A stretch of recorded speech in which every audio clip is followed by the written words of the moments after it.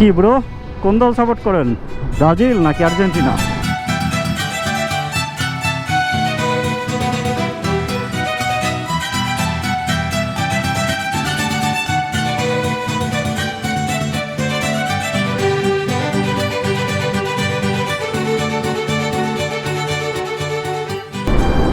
Hello bro, welcome to middle ক্লাসের আরও একটা নতুন ব্লগে আপনাদেরকে স্বাগতম।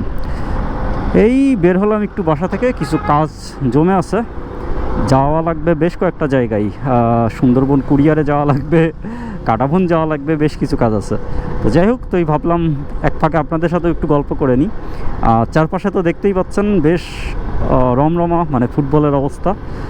বিশ্বকাপ ফুটবল চলতেছে, যদিও আমি খেলা নিয়ে কিচ্ছু ভাই বুঝি না।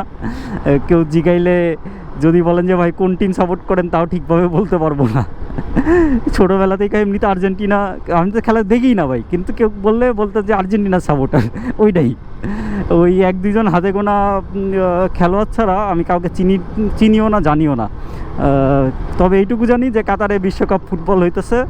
বিশ্বকাপ ফুটবল যেদিন শুরু হয়েছে সেদিনকে ওই লোকজনের পোস্ট দেখা বুঝতে পারছি যে না, কিছু একটা শুরু হইতেছে, এই হইতেছে আমার অবস্থা। তো যাই হোক, কথা সেটা না। আপনারা যারা খেলা ভালোবাসেন, মানে ফুটবল খেলা দেখেন, তারা তো মানে এখন খুব মজাই আছেন। যাই হোক, দেখলাম আমাদের সেক্টরের ভিতরেও মাঠের ভিতরে প্রজেক্টরে খেলা দেখার ব্যবস্থা করছে। তো দেখি আরও কয়েকটা দিন যাক, ফাইনাল কিংবা সেমিফাইনালের সময় মাঠে গিয়ে খেলা দেখবো, আপনাদেরকেও দেখাবো। তো যাই হোক, চলেন এখন আগাইতে থাকি। এই বেরিবাদের রাস্তায় আসি আমি। এয়ারপোর্ট রোডটা লাস্ট বেশ কিছু দিন ধরে, মানে কয়েক মাস ধরে আমি এয়ারপোর্ট রোডটা অ্যাভয়েড করার চেষ্টা করতেছি। এয়ারপোর্ট রোডটা একদম আমাদের মানে 1-2 বছর আগে গাজীপুর চৌরাস্তার অবস্থা যেরকম ছিল সেই অবস্থায় চলে গেছে। আর ভালো লাগে না এয়ারপোর্ট রোডটাতে। এক সময় মানে বনানী ক্রস করে যখন উত্তরায় ঢুকতাম ভাই, মানে মনে হইতো যে আকাশে উঠতেছি। মানে আমার এই বাইকে তো বেশি স্পিড ওঠে না, ধরেন আমি 80 স্পিড মেনটেন করে চালাই আসতাম, মনে হতো যে আমি আকাশে উঠতেছি। মানে আমার একবার মনে আছে, আমি আপনার পান্থপথ স্কয়ার হসপিটালটা আছে না, স্কয়ার হসপিটাল থেকে আমার উত্তরার 12 নম্বর সেক্টরে তখন আমার বাসা ছিল। আমি আসছিলাম 15 মিনিটে, বিলিভ মি 15 মিনিটে আসছি। তখন হচ্ছে রাত বাজে সম্ভবত একটা অথবা 12:30।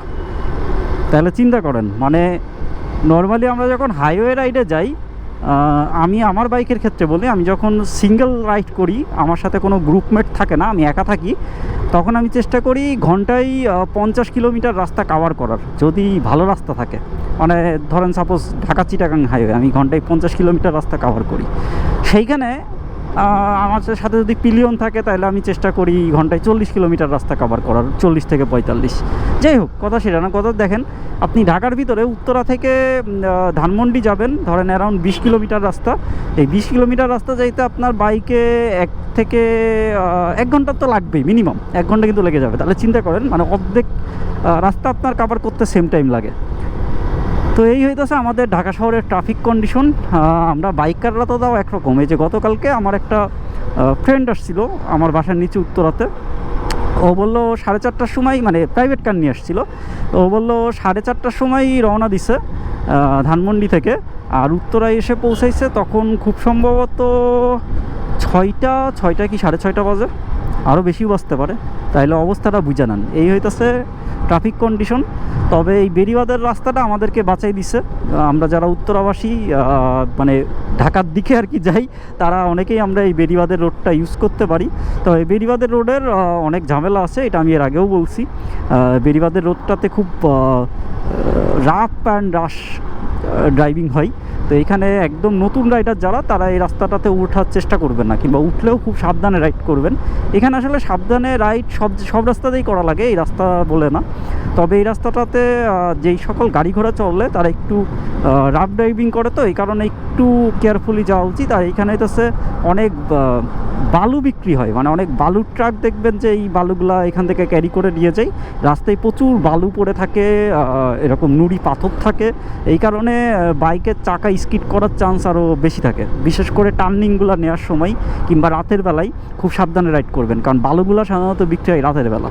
তো যাই হোক, চলেন এখন আগাইতে থাকি, কথা কম বলি, সামনে গিয়ে আবার আপনাদের সাথে কথা বলবো। আমার বাইকের ফুয়েল নেওয়া লাগবে, এখনও 10 কিলো চলবে, বাট ফুয়েলটা এখান থেকে না নিয়ে আমি তো আসাদ গেট হয়েই যাব, আসাদ গেট থেকে ফুয়েলটা নিয়ে নিব। তো ঠিক আছে, চলেন আগাই, সামনে আবার গিয়ে কথা হবে।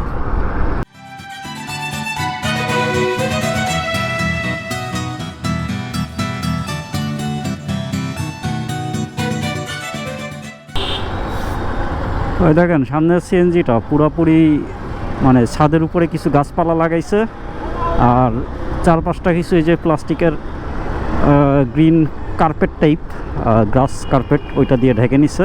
আর পিছনে লেখা আছে ইত্যাদির পুরস্কারপ্রাপ্ত। ইত্যাদিতে হয়তো বা এই সিএনজিওয়ালাকে নিয়ে গেছিল গ্রিন সিএনজির জন্য। তো হ্যাঁ, ঠিক আছে, মানে গাছপালা লাগানোর ইচ্ছা সেইভাবে পোষণ করছে, ঠিক আছে। বাট আমাদের ঢাকা শহরে বিশেষ করে মানে কিছু ইনিশিয়াল লেভেলের পলিসি যদি আমরা নিতে পারতাম, তাহলে খুব ভালো একটা চেঞ্জ আসতো এই গ্রিনারির ক্ষেত্রে। কারণ ঢাকার বাতাস কিন্তু মানে পৃথিবীর সবথেকে খারাপ বাতাস, এটা অলরেডি সবাই মোটামুটি কম বেশি জানেন। ঢাকা বোধহয় নাম্বার 1-এ আছে, দ্বিতীয়তে আছে বোধহয় দিল্লি, তারপর আরও ইন্ডিয়ারই আর একটা জায়গাও দেখলাম আছে। যাই হোক, মানে ঢাকার অবস্থা ভাই খুবই বাজে। ঢাকাতে যে পরিমাণ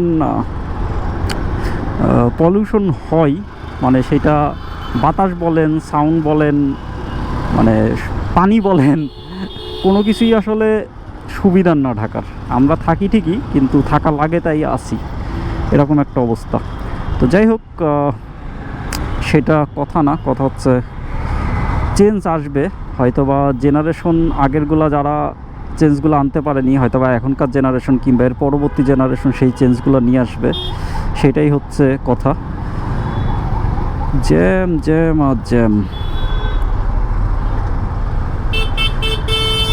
জ্যাম ছাড়া কোনো কথা নাই। এই সময় বেরোলাম, ভাবলাম একটু জ্যামটা কম পাবো, কারণ আজকে মঙ্গলবার তো। আজকে আবার যে নিউ মার্কেট, বসুন্ধরা সিটি, ওই দিকটা বন্ধ থাকে, এই কারণেই আজকে বের হওয়া।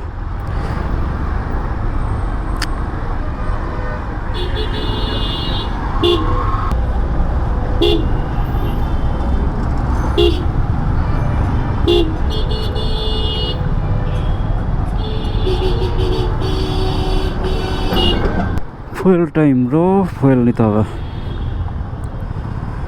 তেলের দাম বাড়ার পর থেকে আর এই পাম্পে আসলেই মনটা খারাপ হয়ে যায়।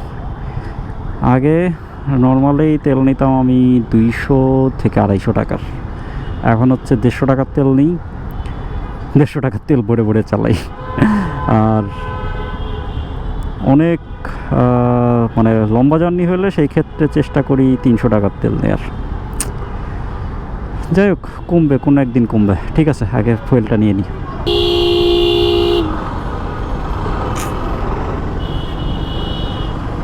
দেখছেন কাহিনিটা, ঢাকাতে আসলে আপনি যেইটাই চালান না কেন, বাইক চালান আর গাড়ি চালান, মানে মেজাজ ঠান্ডা রেখে চালানো খুবই দুষ্কর।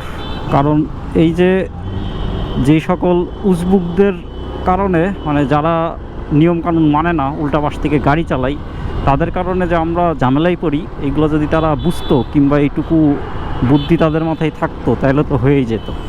তাদের মাথায় আসলে ওইটুকু বুদ্ধি নেই। যাই হোক, আজকে মঙ্গলবার, এই সাইডের রাস্তাটা ফাঁকা, এটাই হচ্ছে সবথেকে ভালো খবর আমার জন্য। একটু এই সাইডে শান্তি মতন আর কি মুভ করা যাইতেছে। তো এই যে চলে আসছি মোটামুটি সায়েন্স ল্যাব, এলিফ্যান্ট রোড এখন ঢুকতেছি। আর আমি গতদিন একটা ভিডিও আপলোড করছিলাম যে আমার বাইকের বেশ কিছু সার্ভিসিং করাইতে হবে সেই রিলেটেড, বাট আমি ওইখানে একটা টপিক মিস করে গেছি। সেটা হচ্ছে আমার বাইকের যেই বল রেসারও চেঞ্জ করতে হবে। বল রেসার আসলে অনেক দিন ধরেই ঝামেলা করতেছে, বাট আমি চেঞ্জ করে উঠতে পারিনি। বল রেসার মানে নষ্ট হয়েছে, এটা কিভাবে বুঝবেন? এটা বোঝার কয়েকটা ওয়ে আছে। আমি 2টা ওয়ে জানি আসলে।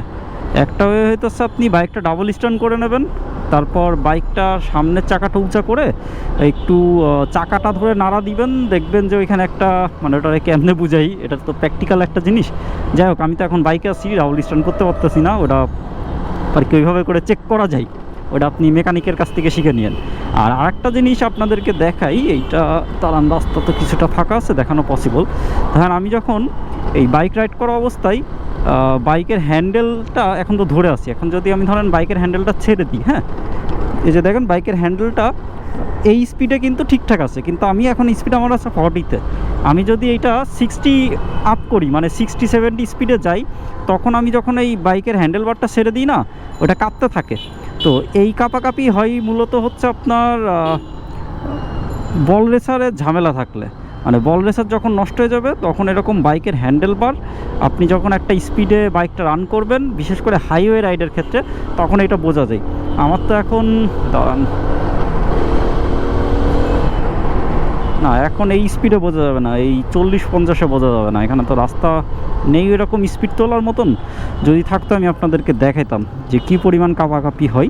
এইটা আসলে আমি ইউজ টু হয়ে গেছি, কারণ আমি বাইকটা যে অনেক দিন ধরে চালাচ্ছি, তো এই ছোটোখাটো প্রবলেমগুলো আমি মানে টলারেট করে চালাতে পারি। বাট এইটা আপনারা যারা নতুন আছেন তারা এই জিনিসটা, আমার যেবার প্রথমবার আমি বল রেসার চেঞ্জ করি এরকম আমি খুব এই জিনিসটা খেয়াল করছিলাম।